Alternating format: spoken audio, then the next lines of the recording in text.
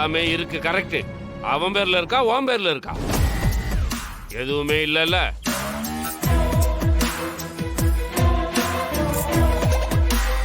பார்வதி, நான் சொல்றத நல்லா கேட்டுக்க. உனக்குன்னு ஒரு பையன் இருக்கான். அவனோட ஃபியூச்சரை கொஞ்சம் யோசிச்சு பாரு. உன் புருஷன் இப்படியே ரகுராமுக்கு எடுபடியாவே இருந்து காலத்தை ஓட்டிடுவான். அதுக்கு நீ விட்டுறவே கூடாது. என்னால என்ன செய்ய முடியும் மாமா? சொத்தை பிரிக்க சொல்லு. உன் புருஷனுக்குன்னு சேர வேண்டியத கேட்டு வாங்கிக்க.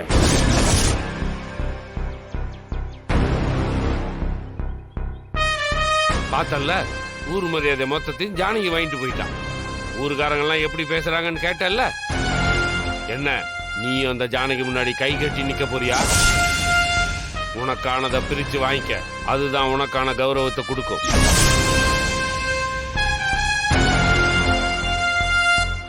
ஏய் பார்வதி, வா போலாம். சரி மாமா, நான் வரேன். நான் சொன்னதை மறந்துடாத. அதுக்கான வேலையை பாரு. சரிங்க மாமா.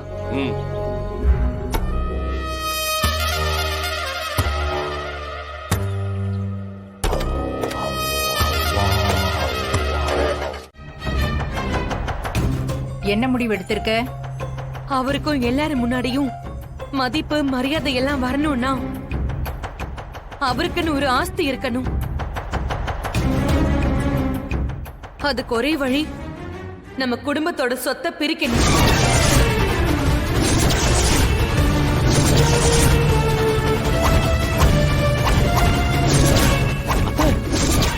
பார்வதி,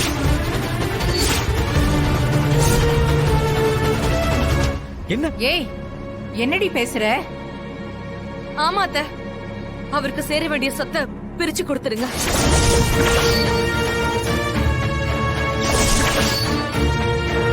ஐயோ,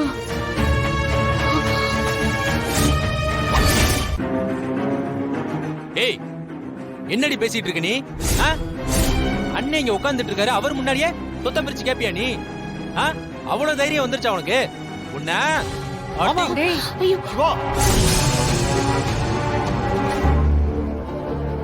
இந்த பாரு, என்ன நினைச்சிட்டு இருக்க நீ? ஏங்க, நான் உங்களுக்காக தாங்க பேசிட்டு இருக்கேன். ஏய், நான் உன்கிட்ட கேட்டனா? உன்கிட்ட எனக்கு மரியாதை, கௌரவம், அந்தஸ்து இதெல்லாம் வேணும்னு உன்கிட்ட கேட்டனா?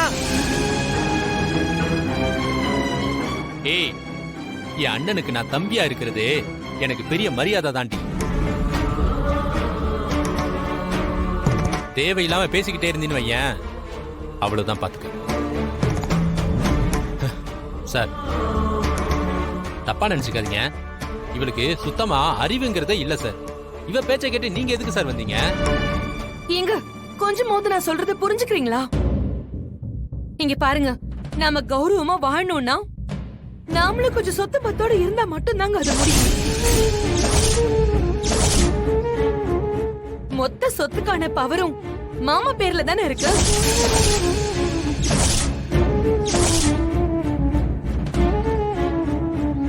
பார்வதி, ஏன் இப்படி எல்லாம் பேசுற? இப்ப எதுக்குமா சொத்து பிரிக்கணும்? சிவாவுக்கான மரியாதைய அவரும் சரி, இந்த வீட்ல இருக்கிற எல்லாரும் சரி கொடுத்துட்டு தானமா இருக்கோம். அண்ணி, நீங்க என்ன நீங்க அவகிட்ட போய் பேசிக்கிட்டு? இவெல்லாம் ஒரு ஆளுன்னு இவளை மதிச்சு நீங்க பேசிக்கிட்டு இருக்கீங்க. இத பாருங்க, நீங்க தயவு செஞ்சு பேசாதீங்க. ஏய், பாவனை அப்புறம் கவனிச்சுக்கிறேன் இரு.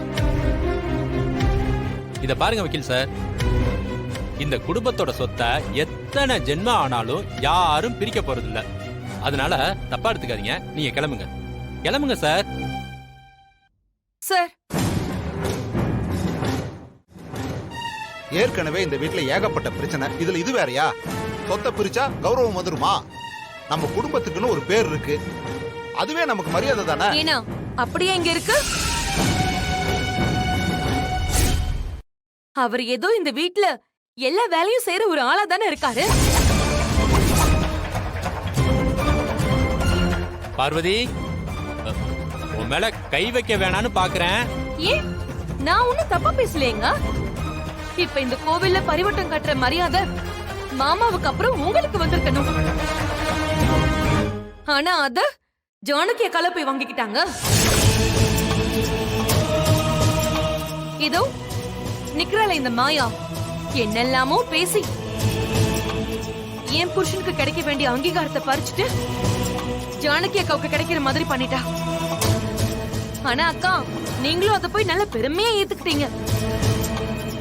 சித்தி, அது நம்ம குடும்பத்துக்கு சேர வேண்டிய மரியாதை போயிடக்கூடாதுன்னு தான் பெரியம்மாவை ஃபோர்ஸ் பண்ணி நான் ஒத்துக்க வச்சேன். ஏய், நீ எதுக்காக இதெல்லாம் பண்ணிருக்கன்னு தெரியும்டி. உன்னாலதான் திரும்பவும் இவ்ளோ பிரச்சனை வந்தது. பார்வதி சொத்தை பிரிக்கணும்னு நிக்கிறா. உன்னால இந்த குடும்பம் எவ்வளவு அவஸ்தைப்பட போகுதுன்னு தெரியல. பார்வதி, இங்க பாரு, நீ எல்லை மீறி போய்கிட்டு இருக்க. நான் எனக்கு எதுவும் வேண்டான்னு சொன்னதுக்கு அப்புறம் தான் அண்ணியே அதுக்கப்புறம் போய் ஏத்துக்கிட்டாங்க. அண்ணி ஒண்ணும் இந்த மரியாதை அவங்களுக்காக வேணும்னு கேட்கல, சரியா? நீங்க வேண்டான்னு எதுக்கு சொன்னீங்க? அதுக்கு காரணம் இந்த கூட்டு குடும்பம் தானே. அது இனிமே தேவையில்லை.